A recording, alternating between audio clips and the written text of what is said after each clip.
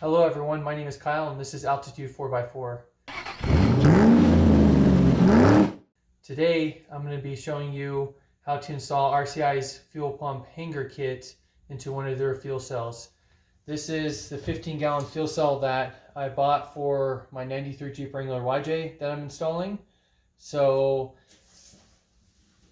I'm going to show you this kit, which is by RCI also. It's a 7080A. As a part number, basically gives you a new fuel filler plate with two 8AN, so half-inch fittings, along with a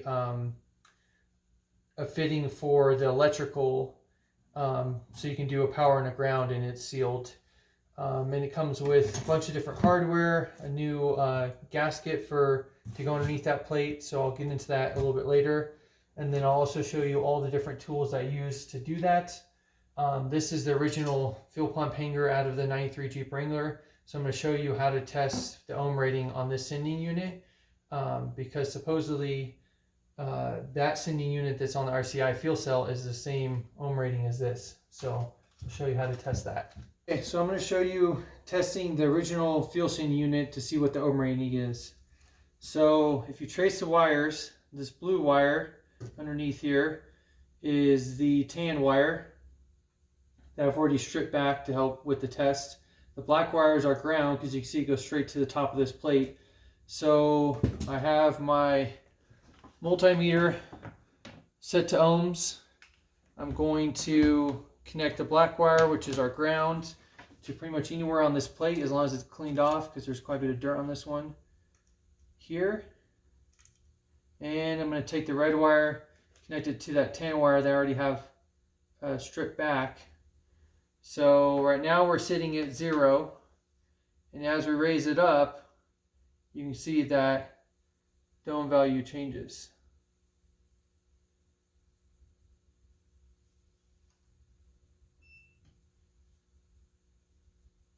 So as we raise it up, you can see that the ohm value is going to be changing.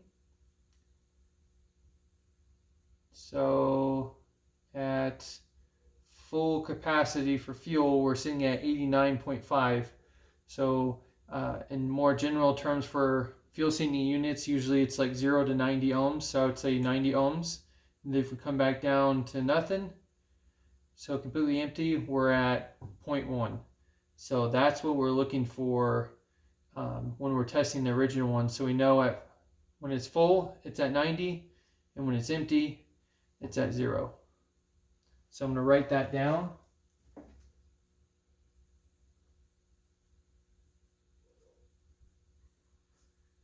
So 0 is empty, and 90 ohms we're full. So when we go to test the one in the tank, when I take off that filler plate, that's what we're going to want to see, and then we're going to know that's going to work with our fuel gauge that's installed in the Jeep right now. So that's how you test a sending unit to see what the ohm rating is.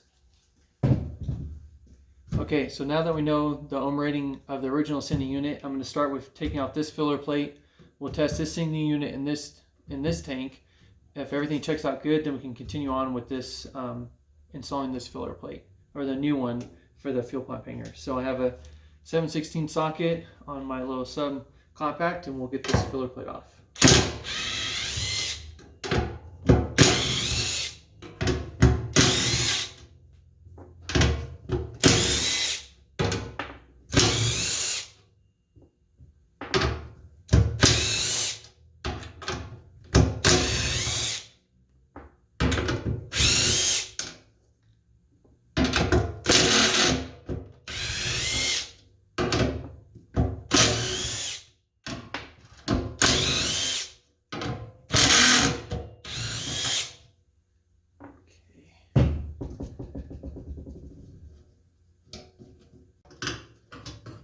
So most of these plastic little washers are loose on here, so I don't think that's what's really holding it on, but it could be.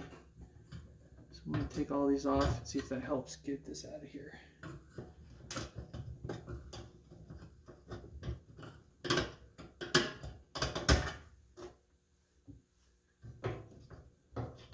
And the new kit did come with new little plastic washers, so don't have to worry about saving these ones or trying to reuse these ones, because one of them or two of them already cracked, so I'm gonna go reuse those anyway. Oh, there we go. So that came out. There's a plate here with all these bolts. I'll show it to you on the new one. Looks like this. So it has all these bolts in here and it just goes up from underneath. Well, this one's still intact, so I'm actually going to keep this one in place and hopefully it doesn't move around or drop out. And then I like this original neoprene gasket versus the like cardboard cork type. So, and I'm just going to look in here and I'll try and show you in here what this tank looks like on the inside.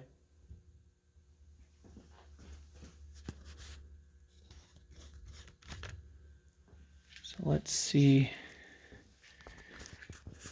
So on the inside of the tank, you have that pickup, which would have been nice to use, but it's not going to quite work for my application. And you can see down there, that's the sending unit float. So now we have all that. I should be able to stick my arm in here and then get that float to move so we can see what the ohm rating is going to be. So I have multimeter set up. They give you a little ground stud right here that we're going to be hooking up with a wire, and then this is your main sending unit wire that's going to go out to the gauge. So just there, we're sitting at 0.1. Okay, so let's let it even out. So 0.7, 0.8, so that's fine. So we'll consider that 0 for what this is worth. Stick my arm in this tank. We'll raise it up. We'll see what it full looks like. So at full we're at 90.6. So I would consider that a 90 at full, 0 at empty. And that's exactly what it was for the original sending unit. So this sending unit will work just fine for a 93 Jeep Wrangler YJ. So now I'm going to take this off since we're done with this. Now we can start with the installing of the new filler plate. So first what we're going to do is I'm going to measure from the very bottom to the top of this neoprene washer, and I want to see just how far down we can stick that fuel pump. So I'll show you the original fuel pump here.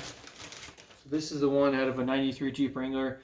This one's very, very new. I actually changed it, I think, a couple months before I decided to put this tank in. So I wanted to try and reuse this tank if possible. So that's what we're going to be doing. So I want to see just how far I can set this down so where this sock can be as low as possible and pick up the fuel. So pretty much have this touching on the bottom of the tank, or just maybe a 1/16 off of it. So that's what I'm going to measure for. And everything I measure, or anything that I'm trying to figure out wiring wise and everything, I always write it all down so that way I have something I can look back to if I ever need to go back into this and figure out what I did originally.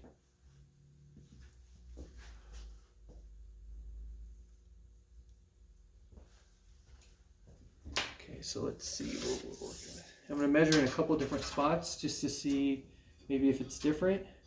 So we're at 12 inches there, 12 inches there, 12 inches there. So we're at 12 inches to the top of the neoprene washer. Write that down.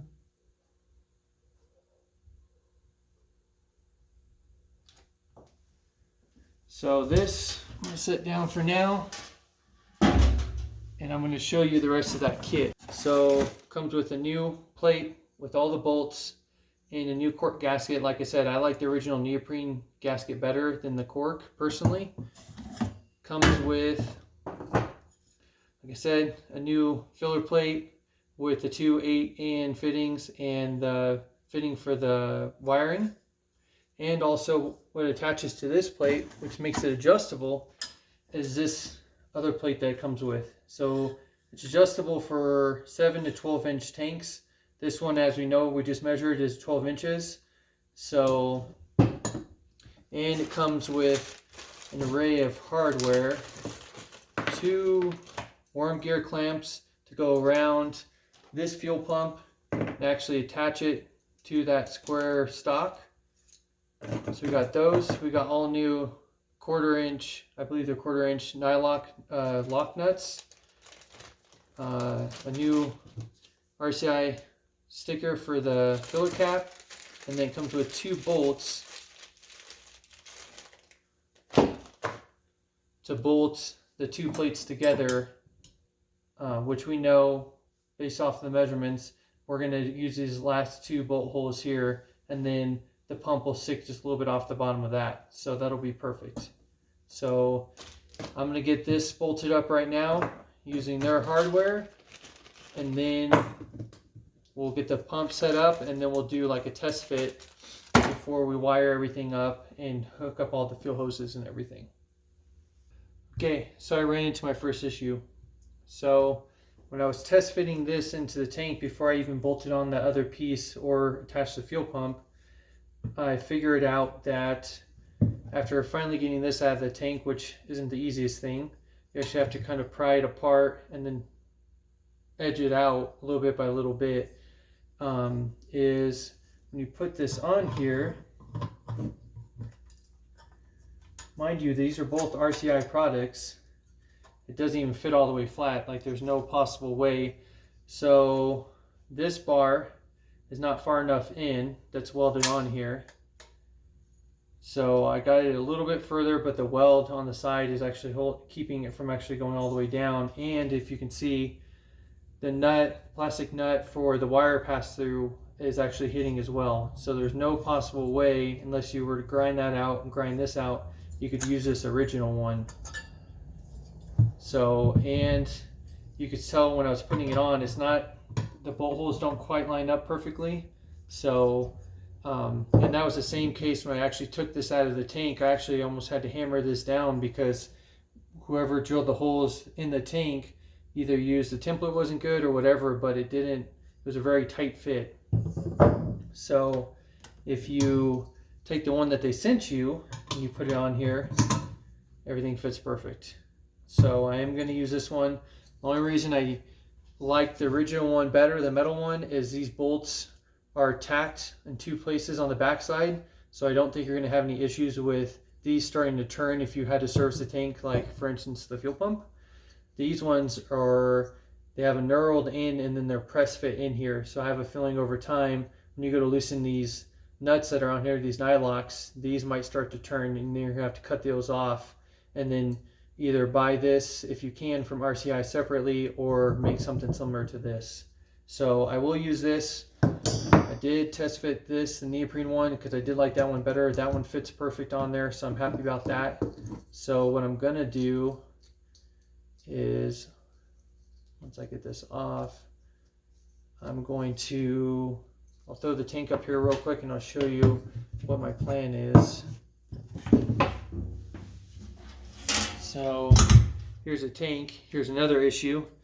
I haven't been able to figure out a way, the hole that they cut in the tank, I haven't figured out a good position where this would even fit all the way flat. So it's hitting again on this and a little bit on this. You can see it start to take off the paint.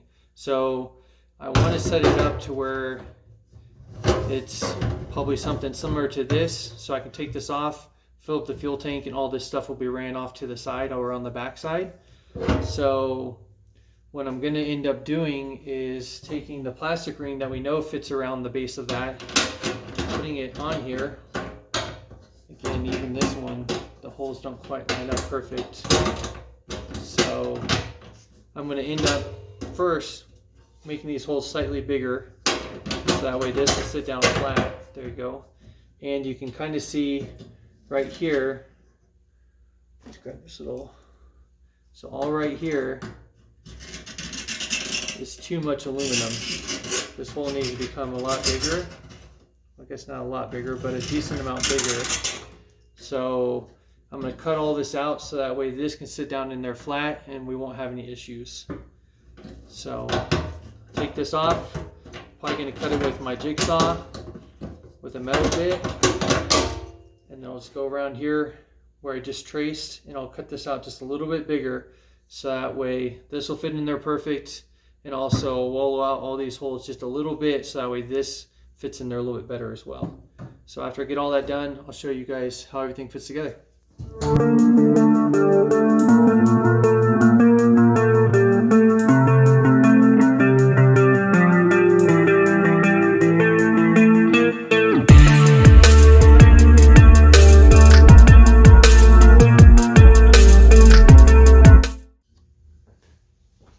Okay, just got done cutting this thing out. Like I said, jigsaw, metal blade, worked pretty good. I guess it's rated for, it says metal medium, so it worked for what I needed it to. I'll show you guys what it looks like now with it all cut out. So there we go. So I opened up all of these holes to 21/64 drill bit, so just over 1/4 inch. I think everything lines up a lot better. So I'll probably end up setting it up something like this, where everything kind of gets routed towards the front of the Jeep actually, because this is going to be on the driver's side. So all that looks better. And same thing with this. That fits a lot better too, so no problems there. It wasn't hard to cut it out, but now I have to get out all these shavings, so I might kick it all or tip it up, put everything in here and take a vacuum in there and get all those shavings out as much as possible, because I don't want any of the fine aluminum to end up working its way through that sock on the fuel pump. So once I get all this cleaned up and everything like that, we'll come back and we'll finish the assembly of putting on that second piece here and mounting the fuel pump and everything on this and getting it all plumbed and wired. So I'll first clean out the tank and we'll come back to this. So I got the tank all vacuumed out and everything. So now we're going to get back to actually putting all this together for the fuel pump hanger. So I made a little mark, I think you might be able to see it with a blue paint marker. And that's going to be, so when it's sitting in the vehicle, this will be facing forward. And I wanted to know that, so when I put all this together, I need the fuel pump. I'll grab it real quick. I keep it in a bag because I don't want anything to contaminate it, or especially when we're cutting that aluminum. So when this is sitting forward like so, I actually want the fuel pump sock to be over towards the passenger side, because if we have it straight out, and I don't even think it'd fit going this way, we'd run into issues where if the Jeep, say, gets sideways, well, now we're going to be starving this fuel pump from fuel. But we're better off putting it more towards the middle, so that way we don't have any issues with that. So, and I did test fit it, putting these bolts in this way. There's no issue with the tank or anything, or getting this to fit in there. So let's get this all tightened up, and then we'll measure for that fuel pump. So these are 7/16, and on the other side it's a 10. I'm not quite sure why, but those are both, this is what fits best.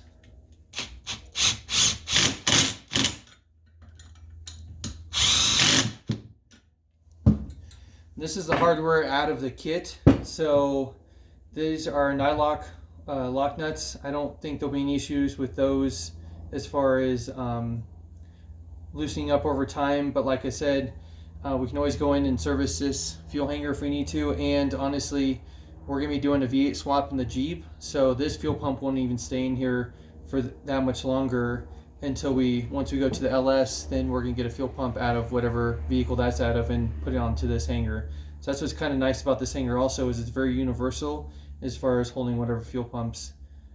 And this is slightly crooked, so I'm actually going to loosen this up and just straighten this out.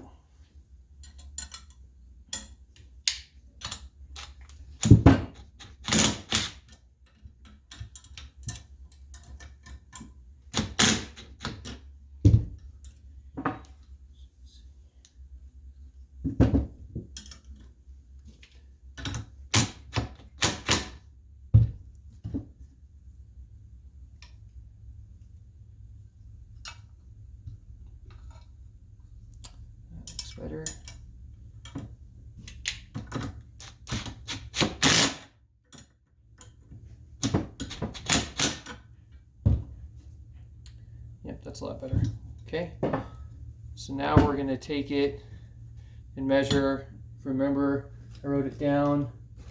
We're at exactly 12 inches from the top to the top of that neoprene washer, or from the bottom of the tank to the neoprene washer. So that's what we're going to measure for next. Keep in mind our mark here. So I'm going to face that towards me and then measure the fuel pump just like that. Okay, so first I'm going to put these, let's see, so we're going to have it just like that.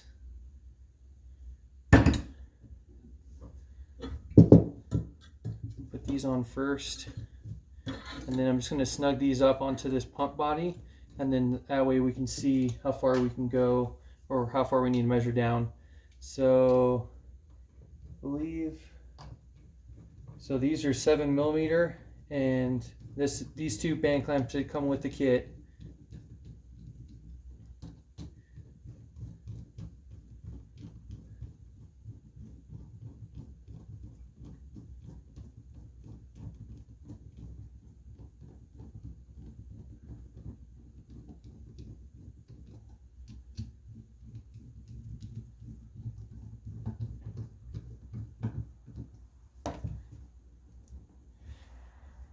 And also, so basically from here to the very bottom of this, because this sock actually comes up a little bit, that's where we want, whatever lowest point, that's where we want the 12 inches to be at, or say 11 7/8, 11 15/16, somewhere in there. So, and also I don't mind using the band clamps because most likely this is going to push up this way, because we're actually going to have a fuel hose going up to this, and it's not going to fall down because it's going to be pretty much on the bottom of the tank. So this really shouldn't move around too much with what we're going to be doing with it. So let's measure. So right now we're looking at, and we're almost perfect actually right there. So we're at 11 15/16. Measure over here on the sock here. And that is super close right there. So I'm going to tighten these clamps up. Actually, let's see, based off of that mark, turn it just slightly. So about right there. So I'm going to tighten those up. And then we'll do a test fit in the tank to see how it looks before we start doing the wiring and start putting the fuel hose on and everything. So you can see I put one clamp pretty close to the bottom and one right there, and then that works as far as on the body itself, because I didn't want to put it very up to the top. I kind of wanted to somewhat in the middle, so I think that that's going to work good. So let me get the tank. We'll put the tank up here, and then we'll do a test fit real quick. Go any further, the tank up here. So remember, the end fittings are going to go forward. So that sits flat, and that's perfect there. I think I can shine a light through these holes and look through another one to see exactly how close it is to the bottom. So that looks perfect the way I'm looking at it right now. So it's definitely on the bottom. So I don't see any issues there. And remember, we have this neoprene washer that's going to go in between that, so we have a little bit more room there. So I don't think there'll be any issues there. So that's perfect.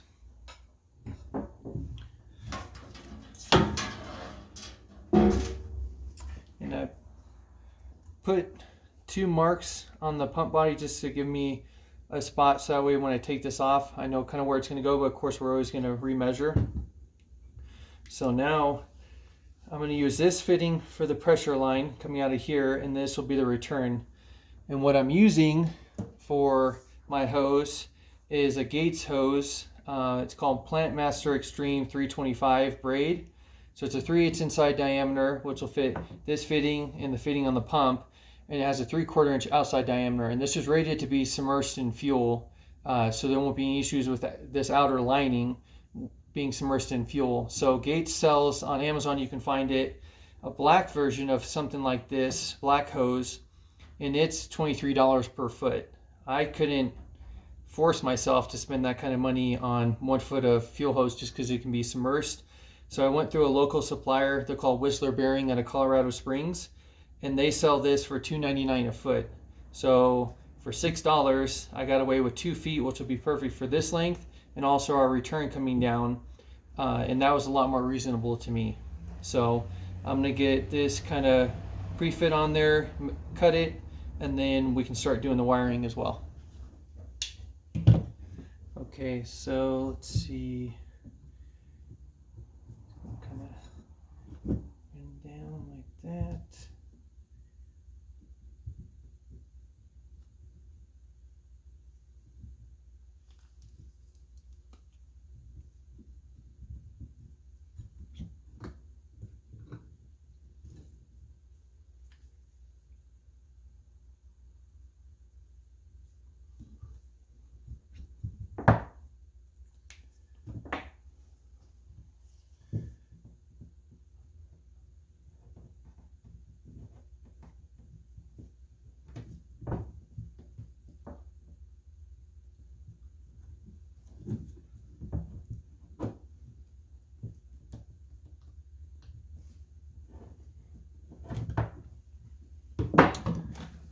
I bought a kit of just an assortment of worm gear clamps. They're going to work perfect for this application. I mean, there are better clamps you could be using, of course, but I ain't seen any issues with these ones. They got really good reviews on Amazon. So I buy a lot of stuff off of Amazon because it comes quick, and I like to be able to see what the reviews are of everything before I actually purchase it. So we got 2 here.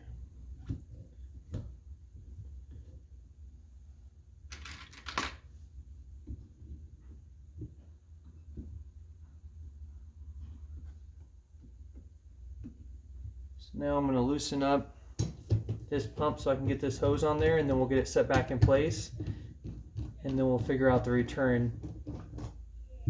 One thing I'm going to look at when I have this pump off is I want the return to kind of come down by the pump, so I might throw on an extra clamp and kind of set it up something like that to where it comes down just on the side of the pump. So I'm going to throw on one of these clamps I have in this kit. It's just an extra, and if we don't end up using it, that'll be fine. Just take it back off.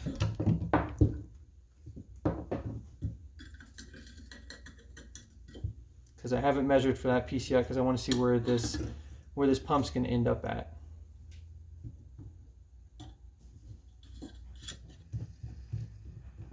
And the kit from RCI did not come with any fuel hose or anything, so that's something that they leave up to you to figure out.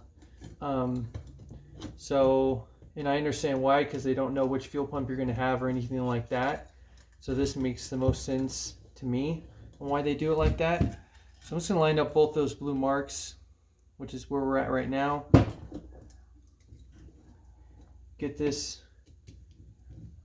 clamps semi-tight so we can adjust it to a little bit to straighten it out, and then we'll tighten up the clamps on the actual fuel hose themselves.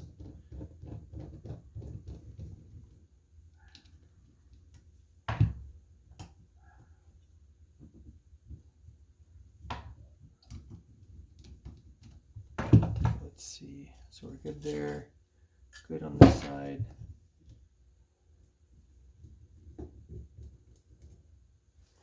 I'm going to measure it one more time before we tighten everything up here.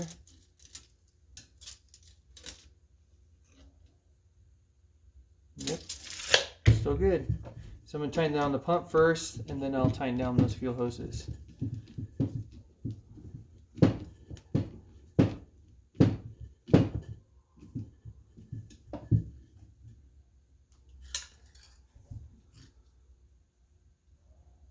Looks good right there.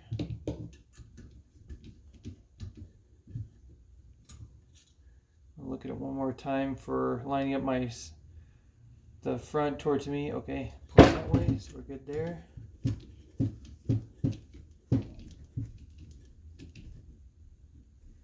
Okay. That's right, so these clamps are a little bit different size for the tightening, so you can either use a flathead or 1/4 inch kind of works for these ones. I'm just going to go ahead and use a flathead on these ones.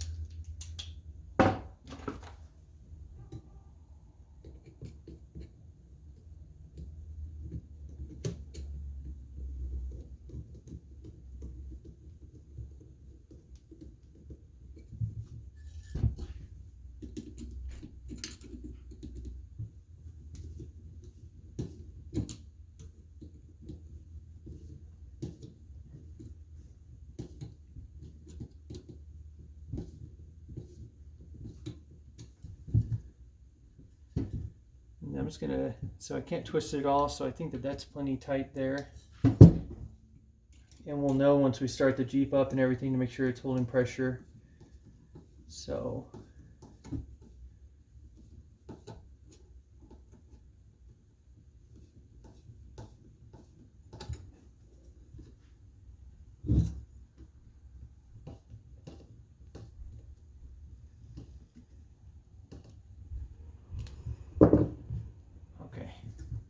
definitely good there.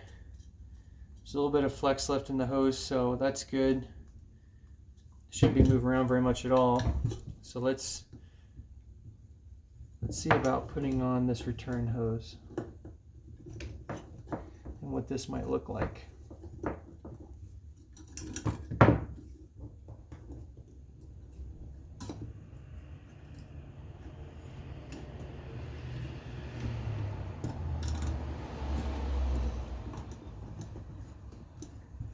Through here. Oh, I see what I'm hitting on now. Hitting on those bolt heads on there. Okay. There's that part of it. So I don't think the clamp on the bottom here is really going to work too well. I think what I might end up doing is just putting it on there like that, and then maybe just throwing a zip tie. Maybe doing something just like that, and then throw a zip tie on there.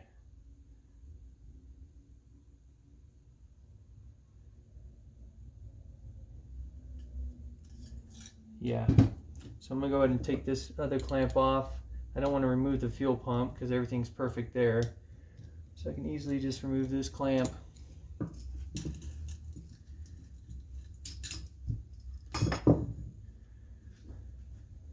So let's see.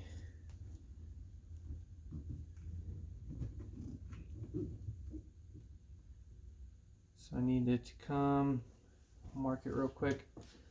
Basically I just want the return to come down towards the bottom of the tank. So I'm going to cut up just a little bit off the top of the bottom of the fuel pump.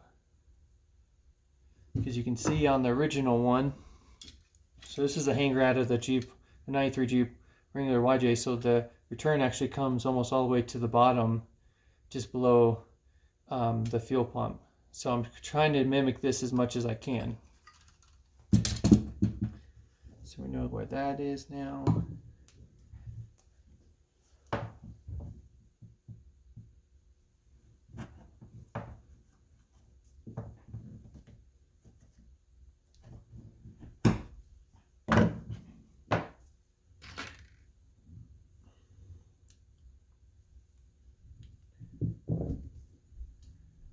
Okay, tighten this one up.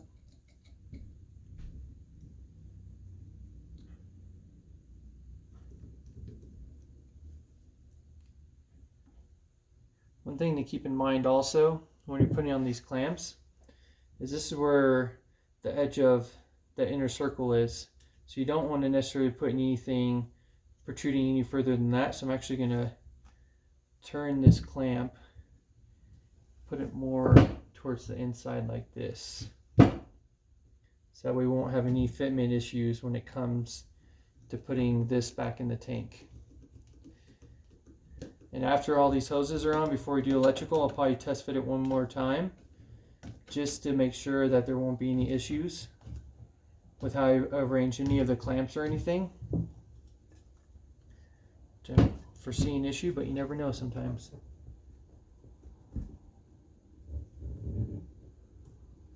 So that should work perfect. I'm going to grab a couple zip ties real quick.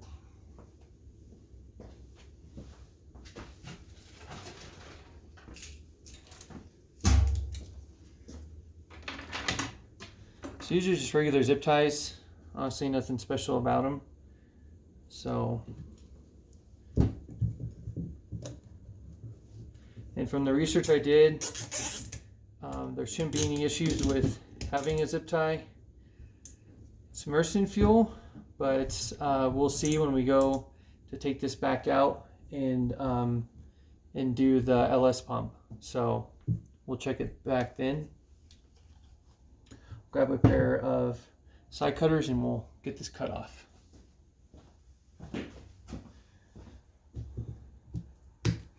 Okay, so we got our pressure line going up. We have our return. I'm going to go ahead and test fit it in the tank and we'll come back and tell you how it did.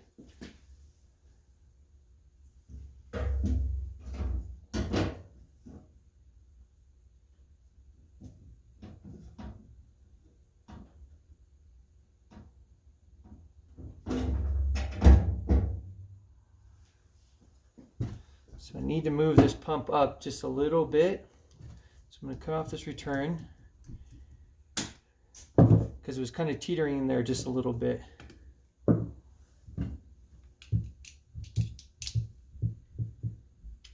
I think it probably would have been fine with the neoprene washer in place, but I don't want to have any issues with fuel leaking.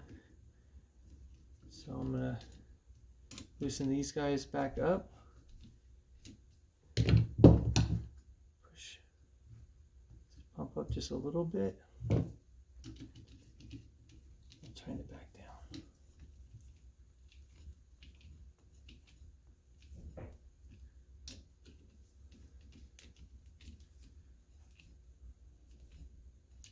Okay. So before I put this zip tie back on, I'm going to test fit it one more time.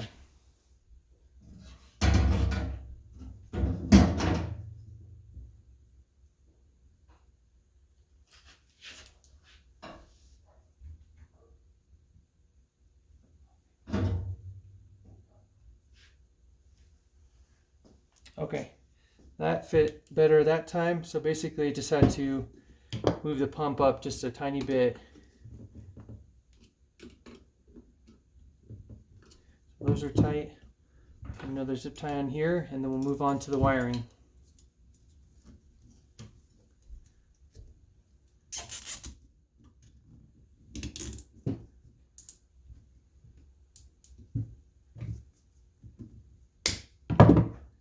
Okay, so that's done for now. I'm going to set it to the side, and we're going to get onto the wiring. So I've already removed, so this is the original plug for that fuel pump that came off of the original sending unit. I've already removed one of the terminals because I wanted to see what type they were. So I found these. Again, this is specific to 93 Jeep Wrangler YJ. So these, this part came from Napa 83-2896. Of course, I didn't need 50 of them, but this is just how it comes, and that was the most affordable way. I did find them on Amazon, but they were a little more expensive. So it's just a very generic wire terminal. There's nothing really special about it. So I've already marked the body of this connector. I put a plus, scribed in a little plus and a little minus for power and ground, so I wouldn't get it mixed up. And I even wrote it down with the clip facing me, which one was power and which one was ground, so that way I don't get it messed up either. So I'm going to, I have a terminal toolkit, which will just help me pull out this other terminal, but you could easily use, like I did before I grabbed this from work, just a standard flathead screwdriver, a little small guy. That's how I got the first one out. So you don't have to have this kit to get these terminals out of here. So let's see. So with the clip facing you, again, this is specific for a Jeep.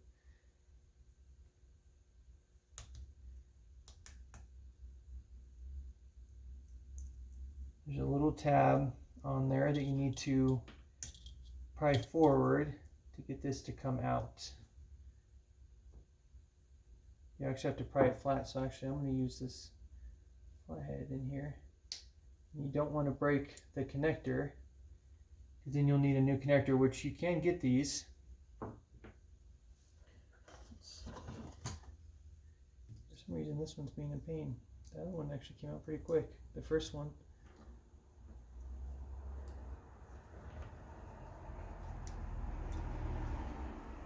See if I can reach it from this other side.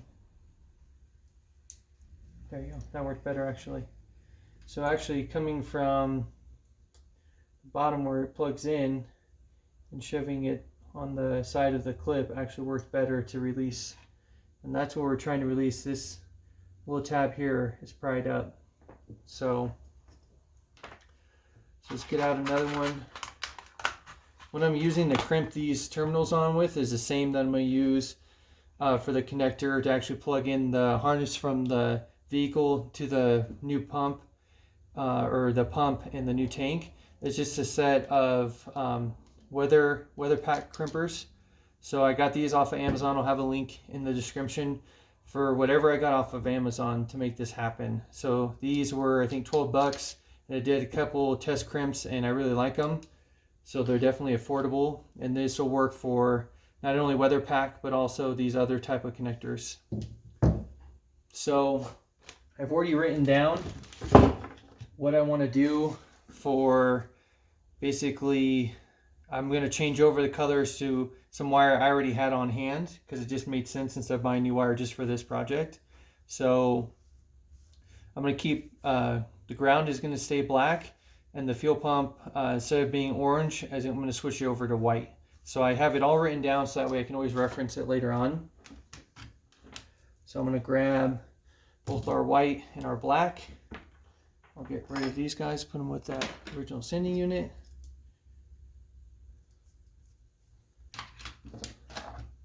So, and then I just use regular pair of wire strippers.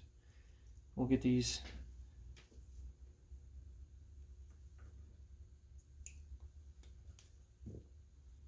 And this is 14 gauge wire. I think the original was 16, but if I'm ever redoing wiring, I always try and go at least up one size, especially because it's not going to be original like it was from the factory.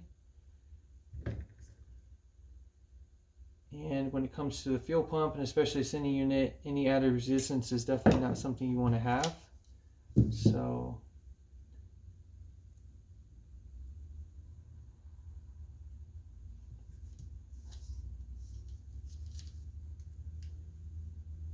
they have it marked for what's 16, 14, and 18, 20, which is nice. And that puts a really good crimp on it. So, and they also have a spot, I think, on these terminals for if you had a seal, but we don't. So I'm just going to do my best to crimp that down too, which, if you can see that definitely put a good crimp on it. So now I'm going to put this one back into this connector. And I think you could probably hear that, but it kind of clipped in, and that's it. So it's in there, it's not coming out. So I'm going to do the ground next.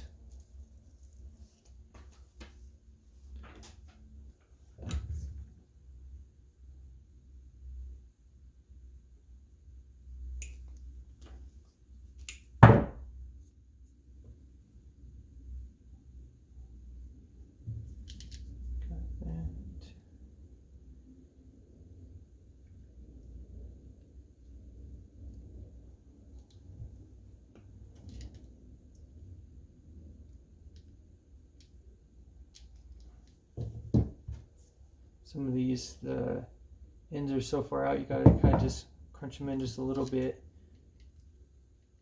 so that way they'll fit in all of this. So that one's good and tight there. And okay, so now we have a new positive and a new ground wire. So let's put this stuff back up.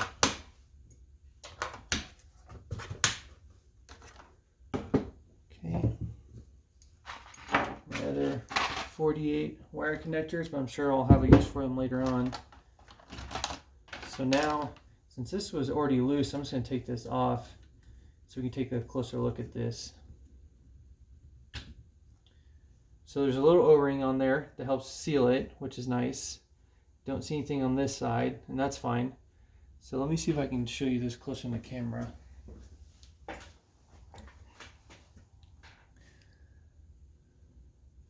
So you can see right there, there's two little holes in there. So I'm going to run those wires up through here, and then when I crank down on this nut, it's actually going to squeeze that rubber together, which actually seals those wires in place.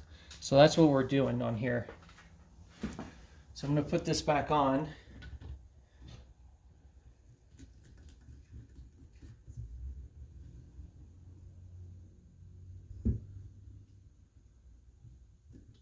And you could also take off this cap.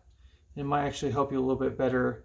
And you can also push out that rubber piece to get the wires through and then run that rubber down. I'm going to try and leave this in place though, and I'll just put this cap back on.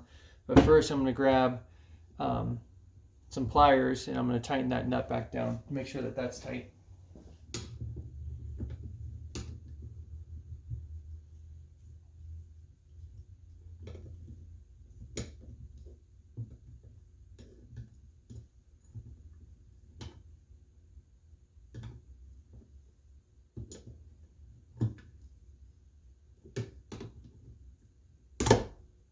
I don't want to go crazy with it, but I just want to make sure it's going to be tight and that bottom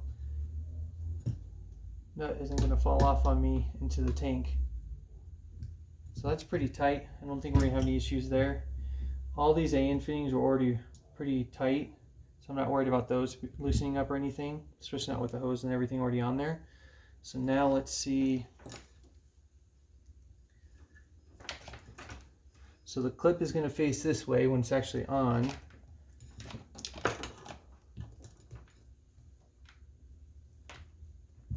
So there's the first wire through.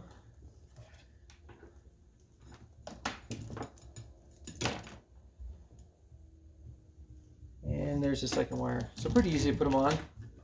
Not hard. And I want to give myself plenty of extra because we're actually going to be crimping on a weather pack connector. And I wanted to have plenty of extra, so that way the connector is actually going to end up kind of more on the side of the tank than right on top. And with that weather pack, we're going to be tying in, so that just clipped in there, so you can see that's good and tight there. And with that weather pack, we're actually going to be tying in the fuel sending unit, and I'll show you how I'm going to do that. So that way it's going to be a 3-wire connection that's going to give me fuel pump positive, ground, and also sending unit going back to the original chassis harness. So I'm not going to fully tighten down that nut just yet because I want to get this wiring kind of how I want it, which is going to be kind of somewhere to the side because I don't want to get in the way when I'm filling the tank up with fuel. So I'll probably put just a zip tie right there and just keep it off to the side a little bit. Grab another zip tie. I don't want to go too hard on there because I don't want to cinch down this fuel hose, which it's pretty thick, so I don't think we'll run into that issue. Just enough to keep it to the side.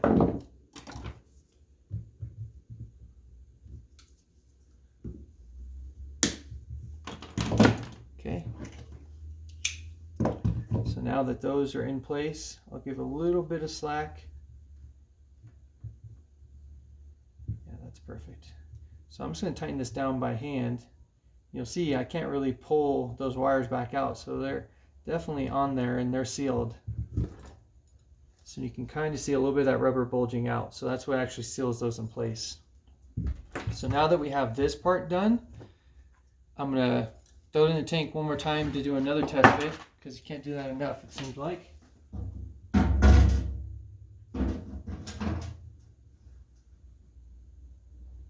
Okay, and that fits perfect. So here's our new fuel pump hanger for our ICI fuel cell using the RCI fuel fuel cell pump hanger kit. So that's going to turn out pretty good. So now I'm going to throw the tank up here. We'll set this in place, and then I'll start showing you the wiring and how I want to do the wiring for that weather pack connector, and also tying in this in the unit. Got the tank up here. I'm actually going to fully bolt in that fuel pump hanger now that it's fully built, and so that way we can finish up this wiring, because I don't really have a reason to pull it back out again. So this, like I said before, is the plastic one that came with. We're going to use this one only because the original one it came with wouldn't really work for that hanger without doing some modifications to it. So to get this in here, you actually just have to separate this a little bit like that, which is easier to do on the plastic one. I will give them that. And then it just kind of slides into place. So now I'm going to get it to come up through. So since it's kind of a tight fit on some of the bolts, it actually stays in place really well. We're going to throw on the neoprene one, which was original to the tank. I'm going to slip in the fuel pump.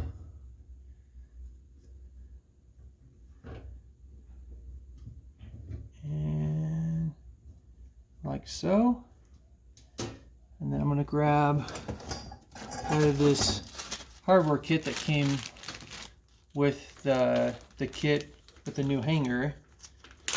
I'm going to go ahead, throw on a couple of these to keep that ring from falling down into the tank, which I don't think it would do anyway, but you never know.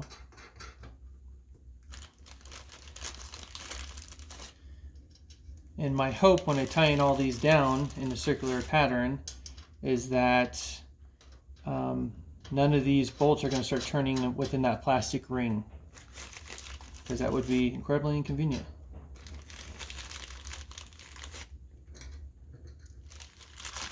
Two more. Okay.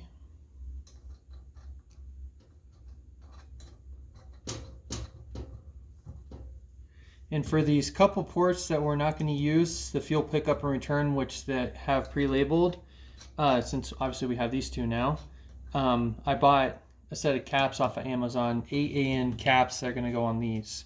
So I'll throw those on real quick too, so we want to round the wiring, we can already have those in place. So let me tighten these up real quick.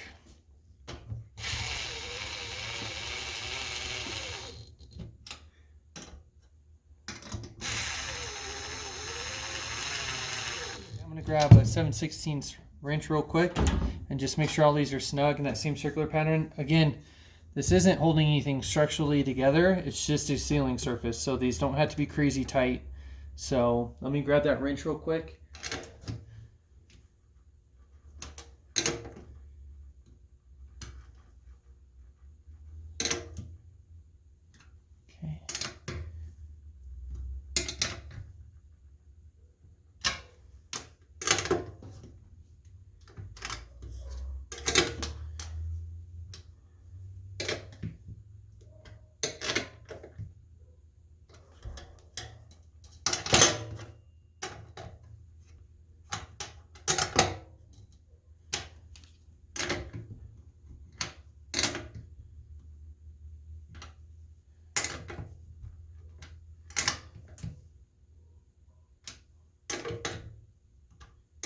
Okay, so I got pretty much all of them at that point, so I'm just going to go back through,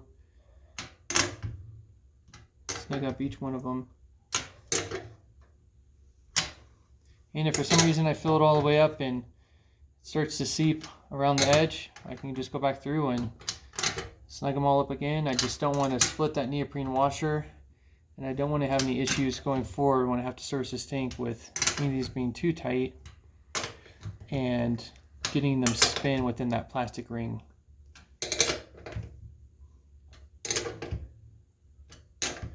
Okay, so that's good there. So let me pop these off.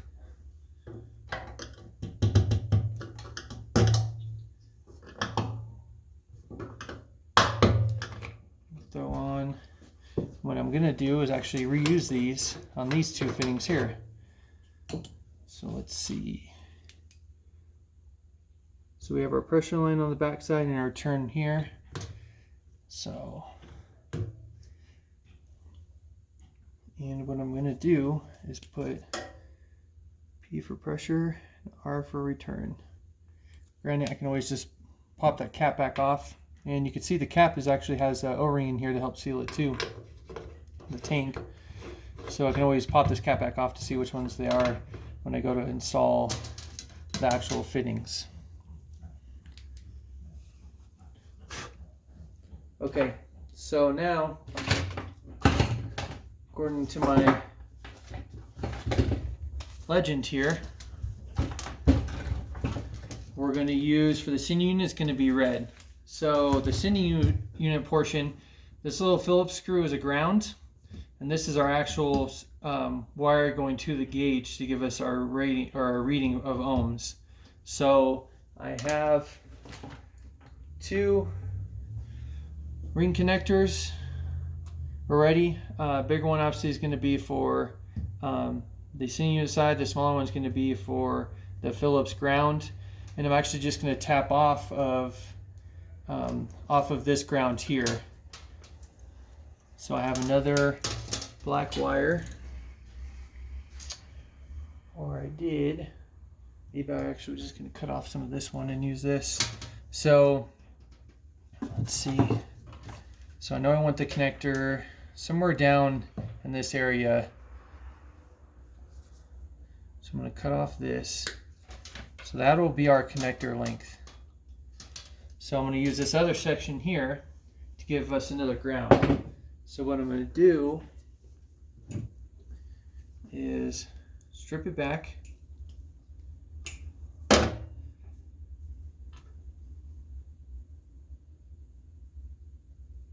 Put it on the connector. The reason I like using these ones, if this is the route I'm going, is they already have heat shrink built into them. If I was to go with just a plain connector, I would crimp it, probably solder it, and then put a piece of heat shrink over. But with these ones, you don't have to do that. And then I just have a basic torch. There's a lot of different ones. I actually have another one that's down over there as a backup. And it's just to get this heat shrink to shrink up, to help give it more of like a weatherproof connection. So we'll let that one cool off. We will connect our other wire, or get our other wire going for the actual sinew unit side of it.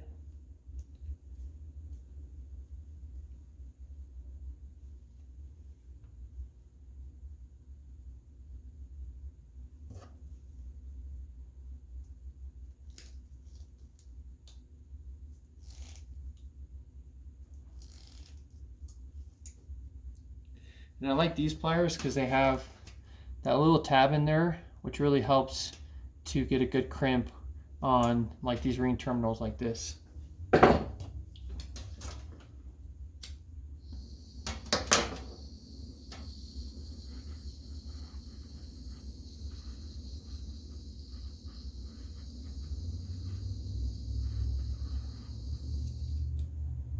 Okay, so while those cool, we will take this off of here. And so this screw doesn't go all the way through past this cork gasket. So it's just a ground for the sinew itself, but it doesn't have to be sealed because it doesn't go all the way into the tank. And I believe, yeah, so 5/16 takes off this nut off the sinew unit, and the sinew unit did come with the tank. So it gives us 2 washers, so we'll put one back on. So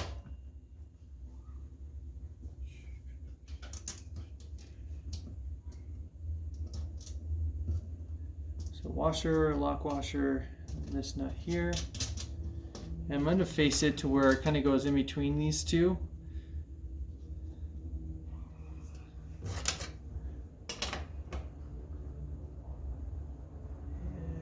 Just snug. You don't want to do it too much. So that's good there. Let me grab, I'm gonna grab those two caps real quick. So the company I got these from is called Evil Energy. They're on Amazon. It's where I got all the AN fittings. Pretty sure all the AN fittings for this tank.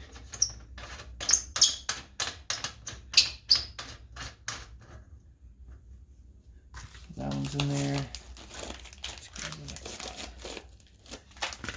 Came with kind of a cool little sticker.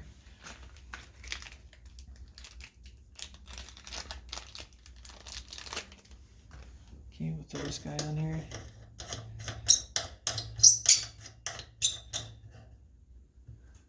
And let's grab this.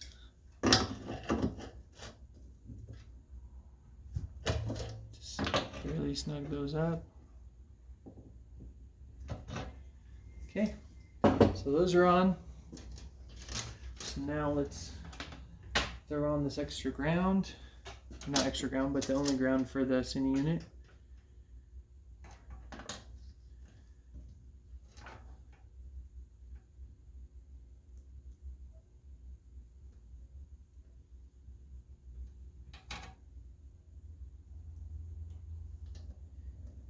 And these ring terminals, I already had them. You can definitely find these at a lot of different places, auto parts stores, anything like that.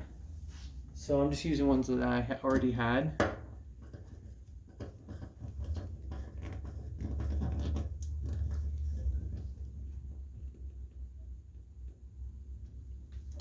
Okay. So now what I'm actually going to do is I'm going to start taping these. So I'll probably tape it about right here where this first one is, and then run some loom, because I'm going to loom all this wiring. So, and I'll leave just a little bit of extra so that way it's not super tight. So I bought a ton of loom not that long ago, because it seems like I'm always doing different projects and I'm always using it. So definitely not bad stuff to have.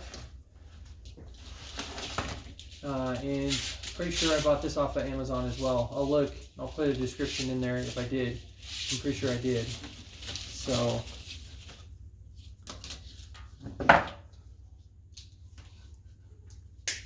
and it's just standard split wire or split loom, so it's good stuff.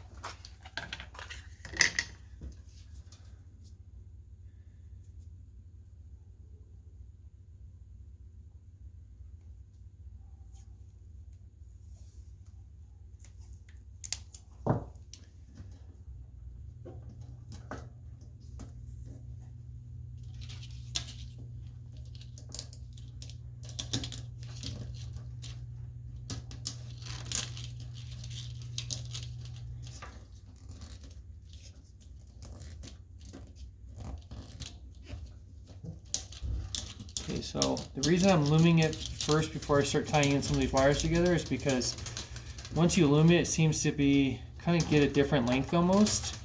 So that's why I'm doing that. Because these two grounds we're actually going to tie together, and I'm going to solder that connection and put some heat shrink on there. So that's why I want to figure out the length. So I'm good with that. There's a little bit of play there. That's fine. So I'm going to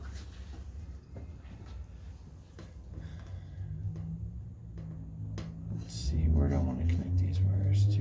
So probably about right there. So that's where I want to tie these two grounds together. This will stay separate. This will stay separate. So that'll give us one ground at the connector end.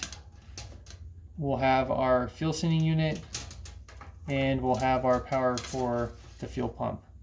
So now what I'm going to do, strip this wire back about right there. So that gives us a good amount to wrap around this other wire, and I'll show you to get it all exposed, and then we'll heat it up, we'll put solder, and then once it cools down we'll put a piece of heat shrink over it. So now I need to know where I'm going to cut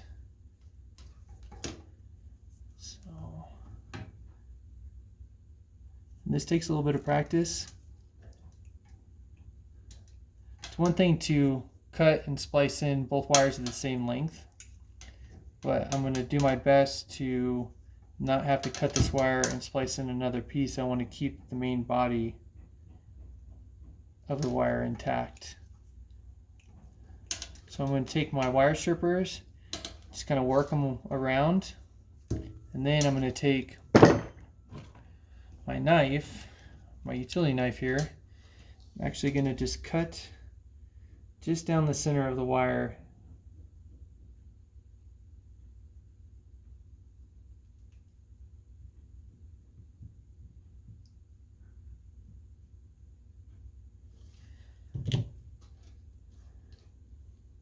Because what I'm trying to do is get all the insulation just off of this one section off. So just like that. So now I'm going to feather out this wire, the end of the wire that's coming from the sending unit. I'm actually going to wrap it around this exposed piece here.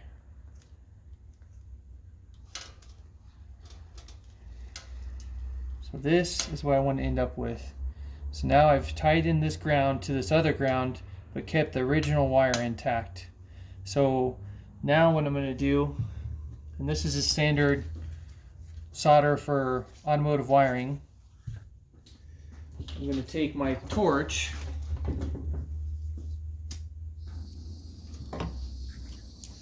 I'm going to heat up from the bottom, so just kind of wave the torch back and forth, up and down. I'm just trying to heat this up so that way when I set this solder in there, it actually sucks it in. So let's see, and you can just test in a few spots. So if you get too much solder in there, it's going to start to drip out the bottom.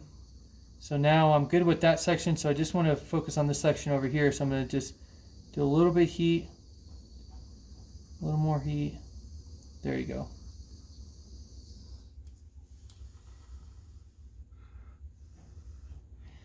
And that's all it is to soldering. So let's see. So you have to have a piece of heat shrink that'll be fit over both of these wires. These are still hot. Even though we were just focused on that section with that torch, it heats up the wire all the way through. That's why we have to let it cool before we put this heat shrink on, because if what'll happen is you'll go to put the heat shrink on and it'll actually start to shrink down. You won't even get it passed onto both pieces of wire. So this piece is just a pre-cut piece I already had, but that length looks really good. It gives us about ½ an inch or a little bit more on each side. So once we put this on, we'll get the torch out again, we'll shrink that down, and then we can focus on the connector in for the weather pack.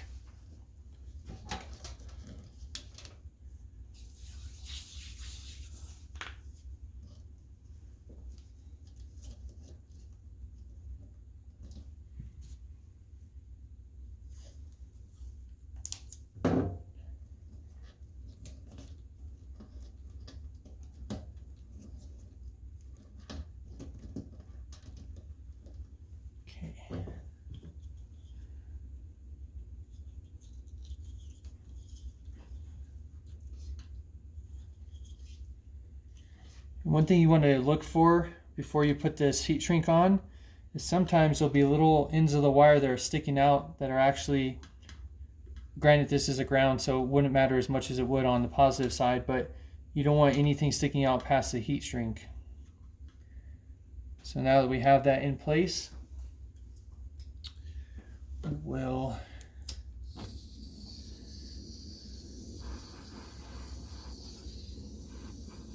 and there's different ratings for heat shrink on how much they're going to actually shrink down. Hold these wires together while I shrink this down. And there's our solder connection with heat shrink and the two grounds coming together. So, and that'll be a pretty good connection. Soldering the wires like that gives you the least amount of resistance added into the circuit. So, and that's especially important on, say, the sending unit for this one going to the gauge, because any added resistance is going to throw off what the gauge is reading in the vehicle. So now I'm going to just kind of run these together and tape this up, and then put a bigger piece of loom over this section, and then we'll get to the connector.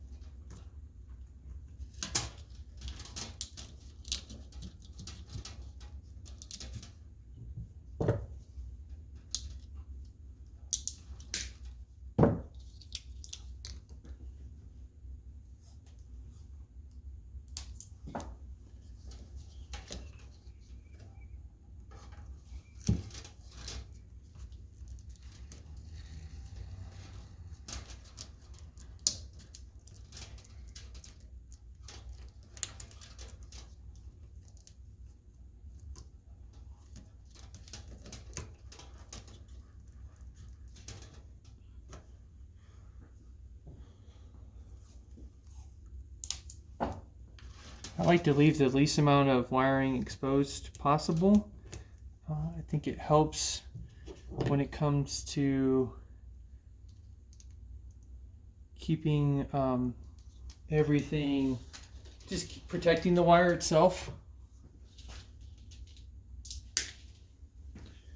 And that's pretty much what every auto manufacturer does as well, is they make the wiring harnesses with the least amount of exposed wire, because they know the more you have exposed, the more tendency there is to have issues happen. So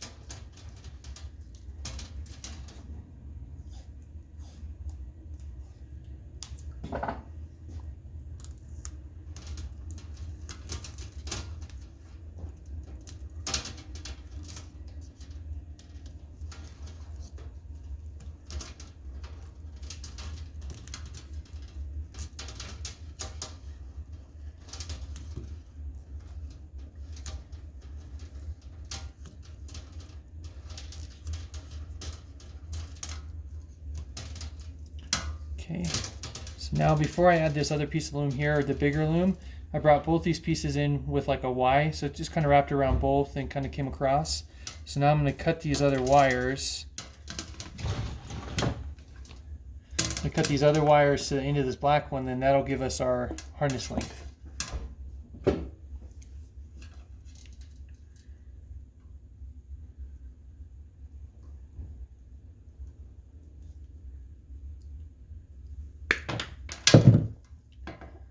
Double check. So yep, that'll work.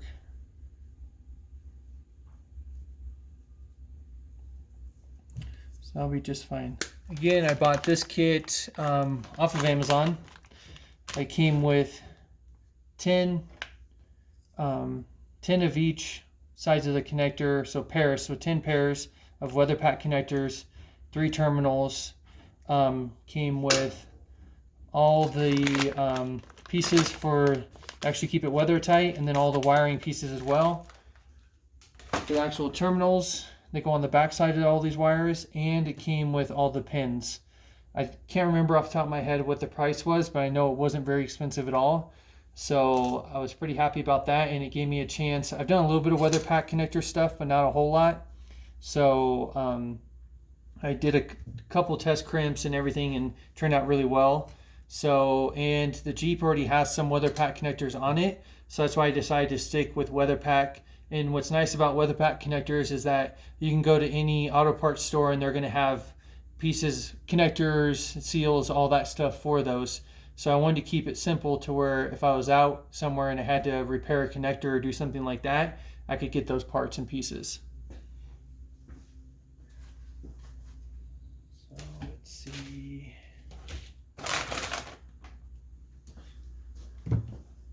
So the way that these work, and this is really the reason why I bought these crimpers, is we're going to put the backing or the seal on first on this wire, on each of these wires, and it just slides over.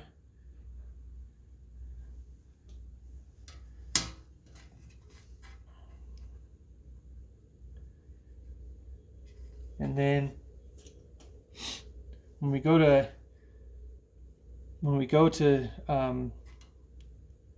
take off the outer, or to strip these wires back, basically for this, we want the seal that I just put on to sit in this little crevice of this bigger V, and that'll actually get crimped around this seal for the back of the wire, so we know water gets from behind the wire into the connector. So let's start with this power wire. So that's perfect there. So you don't want to strip back actually very much. I'll even put a tape measure on there just to see how much that is, so I can let you guys know. So we're looking at stripping back 1/4 of an inch is all that you really need. We're going to throw this connector on there, or terminal, whatever you want to call it. And then we'll do the 16 to 14 gauge. Throw that down in there.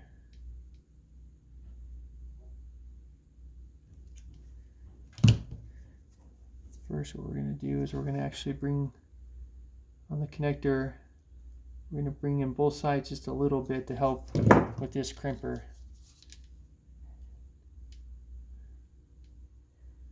14 to 16.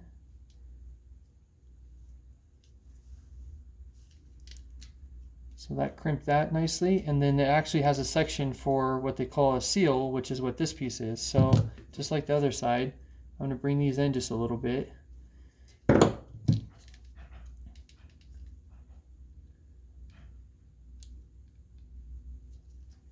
Bring it in just a little bit more.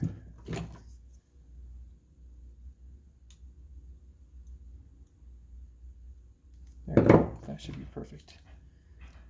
Put them in that seal section, and that's what actually seals now this, or it keeps the seal in place, is an actual piece of this connector. So that's not going to go anywhere. So, and for the connector itself, on my paper that I've been writing everything on, there's A, B, and C on the connector body, and each one of these is going to correspond with a certain thing. So I wrote it down so that way when I do the vehicle side of this, I'll know exactly what's supposed to be where. So A is going to be ground, B is fuel pump power, which is the white, and C is sending unit, which is the red. So this needs to go into the B. So we'll throw this in B, and it just clips into place, and you can just see it sitting there. So that one's done.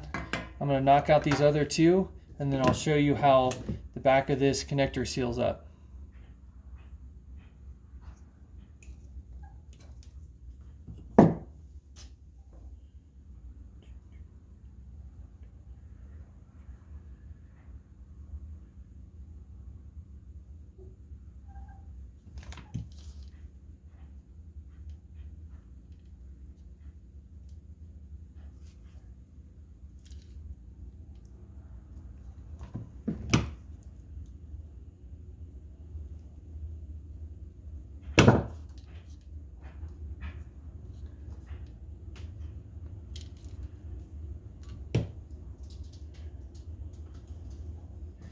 So ground is going to be A.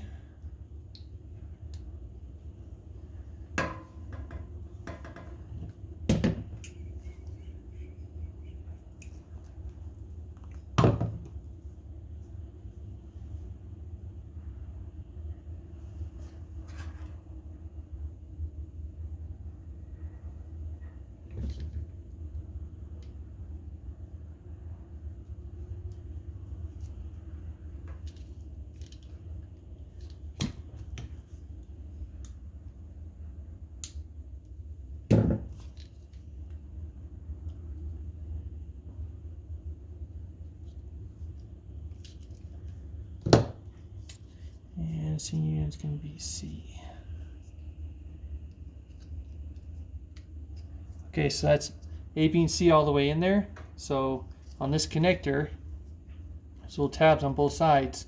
So when you push this in, it actually locks it in place. So that's just an added feature, because on each one of those connectors, there's these little tabs that are spread out to actually keep them in place. And then this is just another, a secondary one, and also keeps those seals in place too. And then, so there's our connector in place for our fuel cell and sending unit. So now I'm going to get the rest of this loomed up, and then we'll touch base after that's finished up. So here is my 15-gallon fuel cell for my Jeep Wrangler 93 YJ.